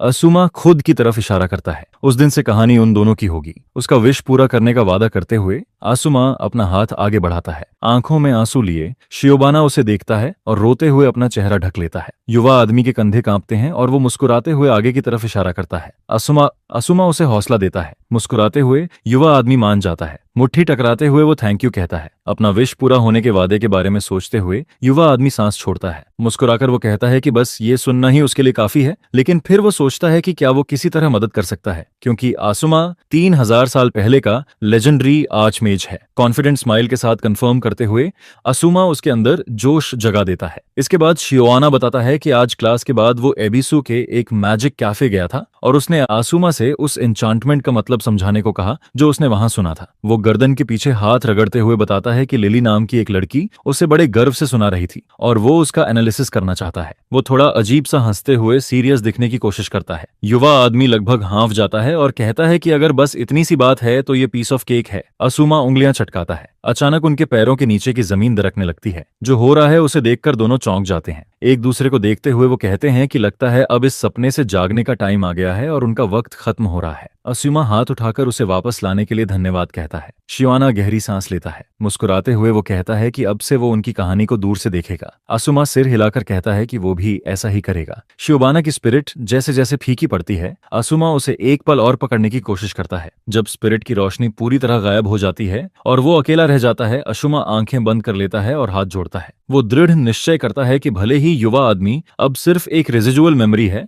वो उसके विशेष और रिग्रेट्स पूरे करेगा। वो मुट्ठी भींच लेता है। वो तय करता है कि ये वही वादा है जो वो 3000 साल पहले निभा नहीं पाया था और वो खालीपन की तरफ देखता रहता है। सीन टोक्यो में फुकाता शान के रेजिडेंस पर शिफ्ट होता है, जहां सन्नाटा पसरा है। एक बड़े क्रिस्टल के सामने घुटनों के बल बैठा फुकाता कंट्रोल में सांस लेता है। कुछ देर उसी हालत में रहकर वो फोकस करता है। ये वार्डसाइड बोरोन नाइट्राइड ऑरिकालम है, धरती की सबसे कठोर धातु जो उसके परिवार के पहाड़ों से निकाली जाती है। आंखें टिकाकर वो अपनी सोड की हिल्ट कसकर पकड़ता है। क्रिस्टल पर हमला करते हुए वो अपनी जमा हुई ताकत छोड़ देता है। जो पहले बिल्कुल सही था, उस क्रिस्टल पर अब कई कट्स पड़ चुके हैं। पीछे मुड़ते हुए उसे एहसास होता है कि वो आंगन में अकेला नहीं है। देखने वाले को संबोधित करते हुए फुकाता अपनी स्टांस ठीक करता है और खुद का परिचय देते हुए कहता है कि ये एक इमरजेंसी और स्पेशल ओकेजन है।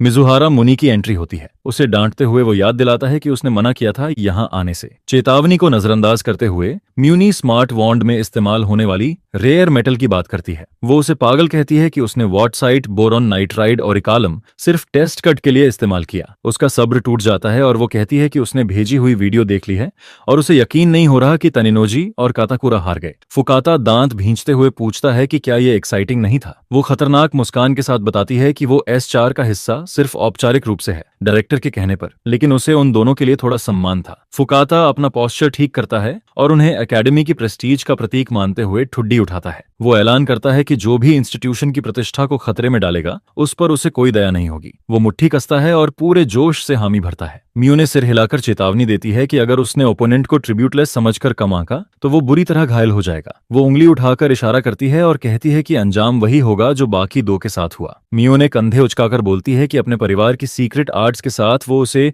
मैजिकल ड्यूअल में कुचल देगा। फुकाता जमीन पर पैर जमाकर चांद की तरफ सोड उठाता है। वो कसम खाता है कि एकेडमी की अथॉरिटी मानवता से ज्यादा अहम है और अगर कोई एक्सीडेंट हो जाए तो उसे फर्क नहीं पड़ता। फुकाता की आवाज सख्त हो जाती है और वो मुस्कुराता है। मियो ने कहती है कि वो शियोबाना असुमा का चेहरा पूरी तरह चकनाचूर होते देखना चाहती है और पूछती है कि क्या वो उसे लाएगा। वो आंखें सिकोड़ते हुए जवाब देता है कि बिल्कुल नहीं, बात वहां तक नहीं पहुंचेगी। फुकाता सिर हिलाता है। जमीन पर पड़े क्रिस्टल के टुकड़े आपस में जुड़ने लगते हैं और एक दूसरे की तरफ खिसकते हैं। आत्मविश्वास से वो कहता है कि उसका सर्वेंट ही काफी होगा। वो अपनी सोर्ड म्यान में रख देता है। अगली सुबह शियोबाना ड्यूअल साइट की तरफ बढ़ता है। मुस्कुराते हुए वो कहता है कि चलो शुरू करते हैं। शियोबाना तेज कदमों से मैजिकल ड्यूअल की तरफ बढ़ता है। ये ड्यूअल छात्रों के बीच ऑफिशियली सैंक्शनड बैटल होता है। Magic dual maths training institution के अंदर मैजिक के इस्तेमाल पर आधारित होता है। इन ड्यूल्स के नतीजों से छात्रों की रैंकिंग और प्रिविलेजेस तय होते हैं। यही हायरार्की एकेडमी के सोशल स्टेटस और अपॉर्चुनिटीज को शेप करती है। अरीना के वेटिंग रूम में लिली सारी डिटेल्स शिवाना को समझा देती है। वो उससे पूछती है कि ये तो एकेडमी के किसी भी स्टूडेंट को पता होता है। अस्युमा उसे धन्यवाद देता है और कहता है कि उसने ये पहली बार सुना है। रूडी भौहें चढ़ाकर पूछती है कि क्या उसकी मेमोरी कंफ्यूजन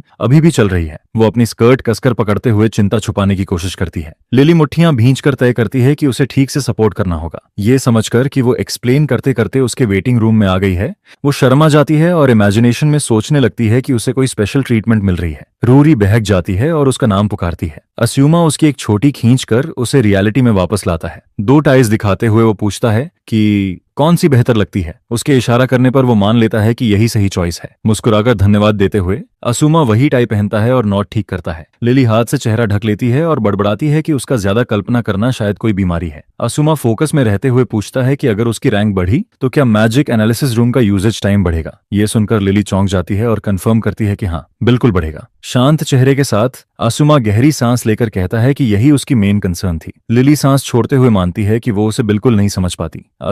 असुमा कॉलर ठीक करते हुए बताता है कि फुकाता उसे ऐसा हार्मफुल प्रेजेंस बता रहा है जो स्टूडेंट पीस बिगाड़ता है और गलत बिहेवियर करता है। लिली ठुड्डी खुजाते हुए कहती है कि फुकाता की तरफ से यही कहानी फैलाई जा रही है। वो फोन निकालकर उसे देती है और पूछती है कि क्या उसने एकेडमी का न्यूज़पेपर देखा है। पेपर में फुकाता और अस्युमा के बीच ड्यूअल की अनाउंसमेंट होती है और एट्रीब्यूट लेस को पनिशमेंट की तरह दिखाया गया है। सन्नाटा छा जाता है। असुमा तिरस्कार से रिएक्ट करता है और कहता है कि अब कुछ किया नहीं जा सकता। उसकी शांति देखकर लिली की आंखें फैल जाती हैं। वो फुकाता सेंपाई के टाइटल्स गिनाने लगती है और बताती है कि वो जापानीज मैजिक सोर्ड्समैनशिप का मास्टर है, रेयर मेटल माइंस का एयर है और एकेडमी को अरबों का दान देता है। इसलिए एकेडमी में कोई भी उसे चुनौती देने की हिम्मत नहीं करता। लिली बेबसी से अपनी बात खत्म करती है। लिली अपनी आंखें बंद करती है, यह कंक्लूड करते हुए कि पब्लिक ओपिनियन को मैनिपुलेट किया जाएगा ताकि ऐसा लगे कि जस्टिस उसकी साइड में है। सब कुछ सुनने के बाद अस्युमा बस इतना कहता है कि वह समझ गया है, जिस पर वह पलटकर आवाज देता है, लिलिसन। अब टाई ठीक होने के बाद वह उससे पूछता है कि उसका लुक उसे कैसा लग रहा है। यह सुनकर लिली सीधी खड़ी होती है और जवाब देती है, यह परफेक्ट है। स्माइल के साथ उसे थैंक्स कहते हुए अस्युमा अपनी शर्ट कफ एडजस्ट करता है। इसके बाद वह जाने के लिए मुड़ता है और अनाउंस करता है कि वह ड्यूअल के लिए जा रहा है। यह सुनकर लिली स्टन्ड रह जाती है।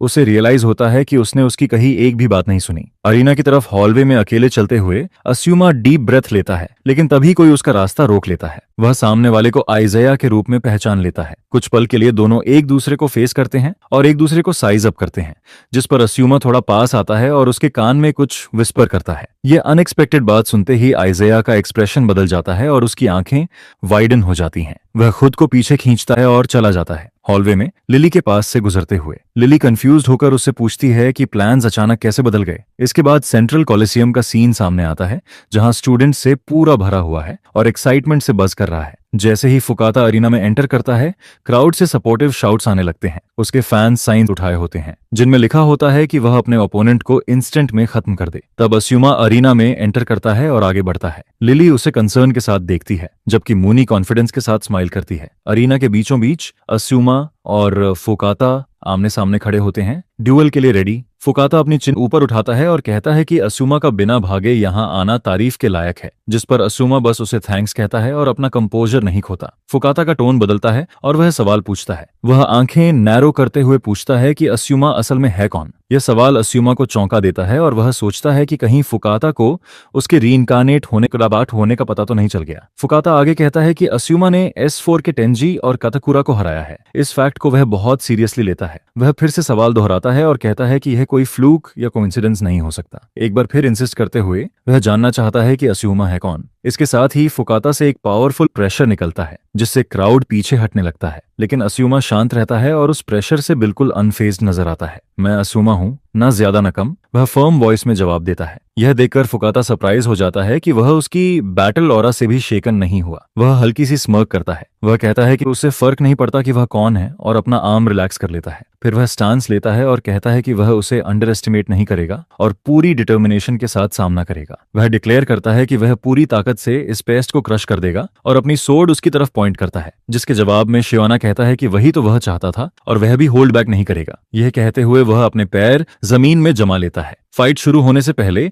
दोनों एक दूसरे को स्टडी करते हैं और फिर ड्यूएल फाइनली शुरू होता है। ड्यूलिंग अरीना में पोजीशन्ड शोबाना असूमा और फुकाता सकानी एक दूसरे के सामने होते हैं और उनके बीच की डिस्टेंस को मेजर करते हैं। प्रोफेसर जॉर्ज ईस्ट हाथ उठाकर मैजिक ड्यूल स्टार्ट करने की तैयारी करता है, लेकिन फुकाता जेस्चर करके उसे रोक देता है और वेट करने को कहता है। इंटरप्ट होने के बाद भी असूमा चुपचाप वेट करता है। फुकाता डिक्लेयर करता है कि वह पूरी ताकत से असूमा को क्रश करेगा। साथ ही कहता है कि अपने नोबल फैमिली की प्राइड के चलते वह मर्सी देने को भी तैयार है। वह ऑफर करता है कि अगर असूमा अभी विथड्रॉल लेटर दे दे तो वह उसे फॉरफिट से हारने देगा। यह कहते हुए वह अपना हाथ आगे बढ़ाता है। वह क्लेम करता है कि इससे असूमा को चोट नहीं लगेगी और गैदर्ड स्टूडेंट से माफी भी मांगता है। फुकाता चिन उठाकर पूछता है कि असूमा क्या कहना चाहता है, जिस पर असूमा रेफरी की तरफ मुड़ता है और पूछता है कि अगर वह मैच जीतता है तो उसकी रैंकिंग कितने स्पॉट्स बढ़ेगी। प्रोफेसर फैक्ट्स बताते हुए एक्सप्लेन करता है कि फुकाता फेडरेशन प्रेसिडेंट है और इस रैंक पर है, जबकि शोभना एफ रैंक और 1200 पोजीशन पर है। वह कंक्लूड करता है कि अगर शोभना जीतता है तो उसका स्टूडेंट रैंक ए हो जाएगा। यह सब सुनकर असूमा रिएक्शन देता है कि वह समझ गया। इन्फॉर्मेशन एक्सेप्ट करने के बाद वह फुकाता से कहता है कि वह फॉरफिट से हारने को तैयार है अगर फुकाता तुरंत उसका रैंक एस कर दे। वह यह भी जोड़ता है कि इससे फुकता को चोट नहीं लगेगी और वह असेंबल्ड स्टूडेंट से माफी भी मांगता है। यह सुनते ही फुकता की आंख ट्विच करती है और वह दांत पीस लेता है, उसकी ऑडेसिटी से शॉक्ड होकर। स्टूडेंट्स की क्राउड हिलने लगती है और कुछ लड़कियां आपस में कमेंट करती हैं कि उन्हें यकीन नहीं हो रहा कि उसने ऐसा कहा। लिली का फोन लगभग हाथ से गिर ही जाता है। फुकाता अपना कंपोजर खो देता है और चिल्लाता है कि बहुत समय बाद उसने इतना बेवकूफ इंसान देखा है जिसे अपनी जगह का अंदाजा नहीं है। वह गुस्से में स्वेर करता है कि वह उसे कभी माफ नहीं करेगा, चाहे वह रोए या गिड़गिड़ाए। वह चिल्लाकर कहता है कि वह उसे बुरी तरह पीट देगा, लेकिन असूमा बिल्कुल काम रहता है और बस उसे आगे बढ़ने के लिए इनवाइट करता है। फुकाता प्रोफेसर जॉर्ज ईस्ट की तरफ मुड़ता है और ड्यूअल शुरू करने का प्रेशर डालता है। सिग्नल मिलते ही ड्यूअल आखिरकार शुरू हो जाता है, यह जानते हुए कि उसका ओपोनेंट साइवोन का रीइंकार्नेशन है और होल्ड बैक करना हार का रिस्क है। असूमा अपने रिसेप्टिकल्स खोल देता है, इसलिए वह डिसाइड करता है कि शुरुआत से ही एंशिएंट मैजिक को फुल पावर पर यूज करेगा। स्पेल के लिए एनर्जी मैनिपुलेट करते हुए उसके हाथ इनविजिबल पैथ्स ट्रेस करते हैं। उसके चारों तरफ एक कॉम्प्लेक्स मैजिक सर्कल मटेरियलाइज होता है। ऑडियंस में बैठे स्टूडेंट्स शॉक्ड में स्टारे करते हैं, उनकी आंखें वाइड होती हैं। उन्होंने पहले कभी ऐसा मैजिक नहीं देखा होता जो मॉडर्न लाइब्रेरी में लिस्टेड भी नहीं है। असूमा के हाथ में पावर का एक स्फीयर बनता है जो लाइट रेडिएट करता है और वह डेवस्टेटिंग अटैक फायर करता है। तुरंत रिएक्ट करते हुए फुकाता खुद को डिफेंड करने के लिए अर्थ वॉल रेज करता है, स्पेल बैरियर से टकराता है और स्ट्रक्चर को शैटर कर देता है। असूमा नोटिस करता है कि फुकाता ने ऑटोमेटिक इंटरसेप्शन मैजिक एक्टिवेट किया है। अरीना में सैंड फैलती हुई देखता है। सीवन जैसे कनिंग किंग से कंपेयर करते हुए फुकाता अपनी आंखें नैरो करता है। वह कमेंट करता है कि रिपोर्ट के मुताबिक उसका ओपोनेंट अननोन मैजिक यूज करता है, लेकिन यह उस पर काम नहीं करेगी। वेपन ड्रॉ करते हुए फुकाता डिक्लेयर करता है कि वह सब कुछ एक ही ब्लो में खत्म कर देगा। यह सडन एक्शन असूमा का ध्यान खींचता है और वह अपना फोकस एडजस्ट करता है। वेपन रिवील होता है कि वह एक फिजिकल ब्लेड है जो मैजिक स्टाफ की तरह भी काम करती है। एनालाइज करते हुए असूमा नोटिस करता है कि फुकाता ने अपनी बैटल ऑरा को अर्थ बैरियर के साथ कंबाइन किया है, जिससे एक इम्पेनेट्रेबल एब्सोल्यूट स्पेस बनता है। इस डिफेंस के अंदर हर अटैक ऑटोमेटिकली इंटरसेप्ट होकर स्विफ्ट काउंटर में बदल जाता है। नेक्स्ट मूव के लिए प्रिपेयर करते हुए असूमा अपनी ब्रीदिंग कंट्रोल करता है। टेक्निक को इंटरेस्टिंग पाकर वह डिसाइड करता है कि वही सीवन के एब्सोल्यूट स्पेस को तोड़ेगा। फुकाता उसे इरेगुलर म्यूटेशन कहता है और क्लेम करता है कि वह प्रेस्टीजियस एकेडमी की हार्मनी डिस्टर्ब करने वाला न्यूजेंस है। वह उसकी एग्जिस्टेंस को रिजेक्ट करता है। फुकाता एक कदम आगे बढ़ता है और अपनी ब्लेड उठाता है। वह प्रोक्लेम करता है कि ट्रेनिंग, डिसिप्लिन और स्पिरिचुअल फॉर्जिंग का डेली एक्यूमुलेशन ही मैजिक सोर्ड्समैन की स्ट्रेंथ को जन्म देता है। वह अपनी सोर्ड उसकी तरफ पॉइंट करता है और डाउट करता है कि एक नॉन एट्रीब्यूट मैजिक यूजर उसकी ब्लेड को रोक पाएगा। स्टूडेंट ऑडियंस स्टर हो जाती है और स्टांस को फुकाता का magnificent finishing sword strike recognise करती है। फुकाता असूमा की तरफ चार्ज करता है। ग्राउंड मड में बदल जाता है और असूमा के पैर फंस जाते हैं। असूमा समझ जाता है कि यह मैजिकल स्टैग्नेशन सिस्टम है जिसने उसकी इवेजन सील कर दी है। वह अपना बॉडी एडजस्ट करता है। फुकाता अटैक के लिए सोर्ड रेडी करता है और स्टांस लेता है। डीप ब्रेथ लेते हुए वह अपनी सीक्रेट फुकाता स्टाइल आर्ट मिकाजुकी जान डिलीवर करने के लिए आगे बढ़ता है। मिजुहारा मुने की आंखें वाइडन हो जाती हैं और वह कमेंट करती है कि यह स्लैश धरती के सबसे हार्ड मेटल को भी काट सकता है और सोचती है कि असुमाकुन अब क्या करेगा। पावरफुल आर्किंग स्ट्राइक असुम की तरफ बढ़ती है जबकि वह फंसा हुआ होता है। वह रिग्रेट करता है कि उसने टाई बांधने की भी जहमत उठाई। वह कहता है कि अब कोई और ऑप्शन नहीं है। टाई खोलते हुए वह अपनी एंशिएंट हार्डनिंग मैजिक माजाई मेटलाइज टाई पर कास्ट करता है और फैब्रिक को शेप देता है। टाई ट्रांसफॉर्म होकर ब्लेड बन जाती है जिसे वह डिफेंस के लिए वील्ड करता है। अपवर्ड मोशन के साथ वह न्यूली क्रिएटेड ब्लेड से स्ट्राइक को ब्लॉक कर देता है। यह देखकर फुकाटा डिसबिलीफ में रिएक्ट करता है और कुछ पल के लिए पूरी तरह स्पीचलेस रह जाता है। भीड़ अपनी सीटों पर हिलने लगती है। सब शॉक्ड होते हैं और उन्हें यकीन ही नहीं होता कि उसने अपनी टाई से स्वॉर्ड के अटैक को रोक दिया है, वो भी ऐसे मैजिक से जो लाइब्रेरी में एग्जिस्ट ही नहीं करता। जिस पर दोनों ब्लेड्स की टक्कर हवा में फैल जाती है और ancient magic disappearance particle well activate हो जाता है। इसके बाद असुमा उस जमीन को डिसॉल्व कर देता है जो उसे जकड़े हुए थी। जिस पर दोनों ब्लेड्स की टक्कर हवा में फैल जाती है और ancient magic disappearance particle well activate हो जाता है। इसके बाद असुमा उस जमीन को डिसॉल्व कर देता है जो उसे जकड़े हुए थी।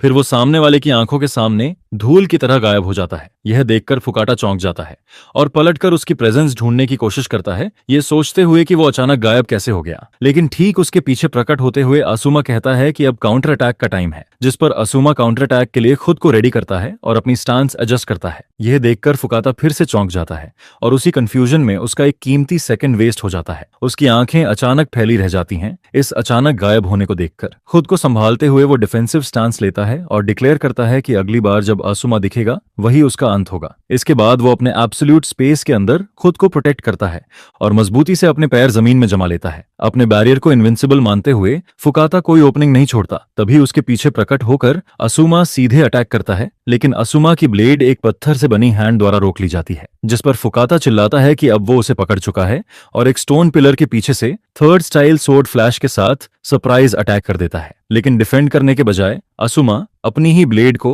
अपने हाथ से पैरी करता है। फिर तेजी से घूमते हुए वो ब्लेड को फुकाटा की तरफ फेंक देता है और कहता है कि स्वॉर्ड फेंकना कितनी रेकलेस हरकत है। जिस पर फुकाटा इसे सिर्फ एक सुसाइड अटेम्प्ट मान लेता है। इसके बाद असुमा अपनी स्पीड बढ़ा देता है और उन स्टोन हैंड्स के बीच से दौड़ता है जो उसे रोकने की कोशिश कर रही होती हैं। वो आगे बढ़ते हुए जमीन से उठते रॉक अटैक्स को डॉज करता है और तोड़ता चला जाता है। तभी वो टाई जो उसने फेंकी थी एक स्टेक में ट्रांसफॉर्म हो जाती है, जिसे देखकर फुकाटा शॉक्ड रह जाता है। इसके बाद दोनों की तलवारें टकराती हैं और इम्पैक्ट पर एक दूसरे को टेस्ट करती हैं। उस झटके से फुकाटा पीछे की ओर फिसल जाता है। फिर असुमा अपनी ओरिजिनल स्वॉर्ड को वापस उठाकर व्हील करता है और अनाउंस करता है कि ये दूसरी है। ऑडियंस में लिली शॉक में टाई की तरफ इशारा करती है। अब दो स्वॉर्ड पकड़े हुए, जिसमें दूसरी एक और ट्रांसफॉर्म टाई होती है, असुमा सामने वाले से पूछता है कि उसे कौन सी पसंद है। ये मानते हुए कि वो मैच को एक ही अटैक में खत्म करना चाहता था, फुकाटा सिवान की तारीफ करता है कि वो कितना इनक्रेडिबल है। फुकाटा गहरी सांस लेता है और कहता है कि वो पहला इंसान है जो उसके डोमेन के इतना करीब पहुंचा है, इसलिए वो पहली बार अपनी सीक्रेट सोर्ड टेक्निक रिवील करेगा और असुमा से कहता है कि वो खुद को ऑनर्ड फील करे। जिस पर असुमा उसे घूरते हुए अगले मूव का इंतजार करता है।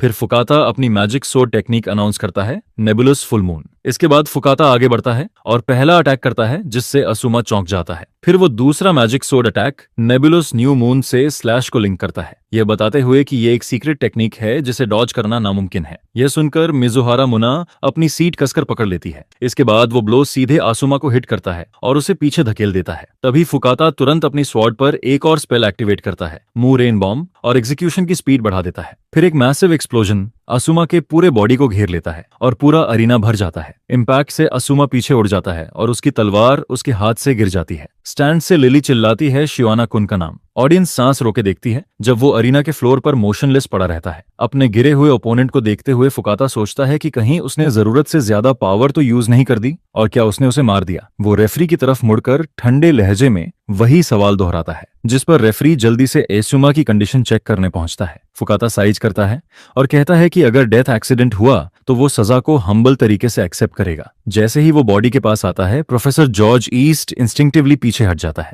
उसकी रिएक्शन देखकर फुकाटा एक पल के लिए चौंक जाता है। तभी जमीन से उठते हुए असुमा पावर से घिरा हुआ सामने आता है। उसकी यूनिफॉर्म चेस्ट से फटी हुई होती है और वो अपना बैलेंस वापस पा लेता है। यह देखकर फुकाटा यकीन नहीं कर पाता और कहता है कि उसकी सीक्रेट टेक्निक तो फेटल होनी चाहिए थी। जिस पर असुमा मानता है कि वो पूरी तरह गलत था और अपना सिर झुका लेता है। आगे वो कहता है कि उसे लगा था वो पूरी ताकत से लड़ रहा है, लेकिन असल में वो सबकॉन्शियसली अपने ओपोनेंट को कम समझ रहा था, जिसे देखकर ऑडियंस शॉक्ड रह जाती है। मिजुहारा मुनि की आंखें फैल जाती हैं जब उसे याद आता है कि सामने वाला अर्थ से आए शायोन का रीइंकार्नेशन है। लिली डर और टेंशन के साथ सांस रोके पूरा सीन देखती रहती है। खुद को रेडी करते हुए आसुमा अनाउंस करता है कि अब असली फाइट शुरू होने वाली है। जे 16 चिल्लाता है कि ये इम्पॉसिबल है कि उसने सीक्रेट टेक्निक बिना डैमेज के झेल ली। फुकाता अपना कंट्रोल खो देता है। आसुमा स्टांस लेता है और दिखाता है कि वो फाइट के लिए रेडी है। फिर वो दोबारा डिक्लेयर करता है कि रियल फाइट अब शुरू होती है और एक गहरी सांस लेता है। इसके बाद फुकाता कॉम्बैट स्टांस लेता है और एक बार फिर अटैक करने का फैसला करता है। वो आगे बढ़ता है ये सोचते हुए कि वो अपनी सीक्रेट सोर्ड टेक्निक से उसे हरा देगा। इस बीच आसुमा कैलकुलेट करता है। उसे पता होता है कि उसके बॉडी की माना अडेप्टेबिलिटी बेहतरीन है लेकिन फिजिकल स्ट्रेंथ में कमी है। पहले मिले भारी डैमेज को ध्यान में रखते हुए वो समझ जाता है कि फाइट को जल्दी खत्म करना जरूरी है। वो आंखें बंद करता है और एंशिएंट मैजिक स्टडीज को याद करता है जो माना बॉडी पर आधारित होती हैं, जिसे अब मैजिक सर्किट कहा जाता है। फिर वो अपने अंदर की माना को तेजी से कंडेंस करता है, लिमिट तक कंप्रेस करता है और अपने बॉडी को फोर्स करता है रिएक्ट करने के लिए। मन उसके पूरे बॉडी में तेजी से सर्कुलेट करती है और थोड़े वक्त के लिए उसकी फिजिकल एबिलिटी को बढ़ा देती है। यह देखकर फुकाता डर जाता है जब एनर्जी उसे पूरी तरह एनवेलप कर लेती है। आसुमा ठुड्डी उठाकर कहता है कि भले ही ये पहली बार है लेकिन उसने इसे आसानी से कर लिया। वो कंक्लूड करता है कि स्ट्रॉन्ग एनिमी के खिलाफ रियल फाइट थियोरेटिकल कंस्ट्रक्शन और एक्सपेरिमेंटेशन एक साथ करने के लिए परफेक्ट एनवायरनमेंट होती है। फिर वो अपने पैर आगे रखता है, एक स्टेप लेता है और एक्शन में कूद जाता है,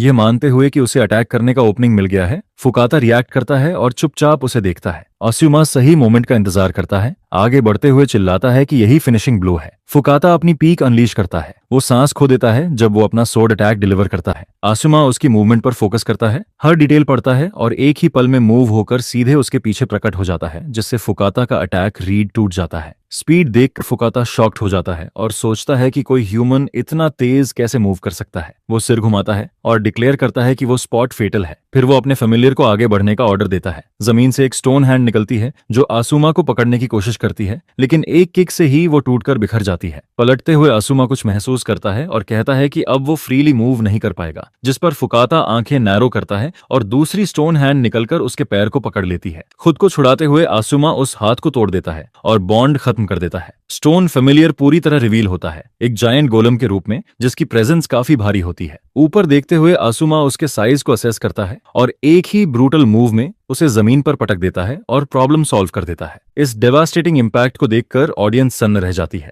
इसके बाद वो पूरे अरीना को एक मैजिक सर्कल से फ्रीज कर देता है, सब कुछ आइस में बदल जाता है और कहता है कि अब फुकाता ना तो ऑटोमेटिक इंटरसेप्शन यूज कर पाएगा और ना ही फेमिलियर का अटैक। आसुमा अपनी बात खत्म करता है और फुकाता हकलाता रह जाता है। उसके पास कोई जवाब नहीं होता। फिर आसुमा उसकी तरफ चलता है और डिक्लेयर करता है कि अब सब खत्म हो गया है। शिवान को एक्सेप्ट करने से इनकार करते हुए फुकाता चिल्लाता है कि वही मैजिक सोर्ड्समैन एसोसिएशन को कैरी करता है और फुकाता फैमिली का एयर है और ये सब हो ही नहीं सकता। उसका बॉडी कांपने लगता है, लेकिन असुम हाथ उठाता है, मकरो स्पेल कंजूर करता है और एक तेज फ्लैश ऑफ लाइट सीधे फुकाता को हिट करती है। इसके बाद सीन 3000 साल पीछे चला जाता है, जहां शावन एंशिएंट मैजिक पढ़ रहा होता है। पास ही सी नाम की एक वुमन शुआन से पीछे हटने को कहती है। पलटते हुए शियोन लॉर्ड आसमा को एड्रेस करता है और एक्सप्लेन करता है कि ये एक नया मैजिक है जो हिडन एबिलिटीज को एक्सट्रैक्ट करता है। वो बताता है कि ये इनहेरेंट माना को लगभग 10 टाइम्स तक बढ़ा सकता है। यह सुनकर और इसे इनक्रेडिबल मानते हुए लॉर्ड आसमा स्क्रोल को घूरता रह जाता है।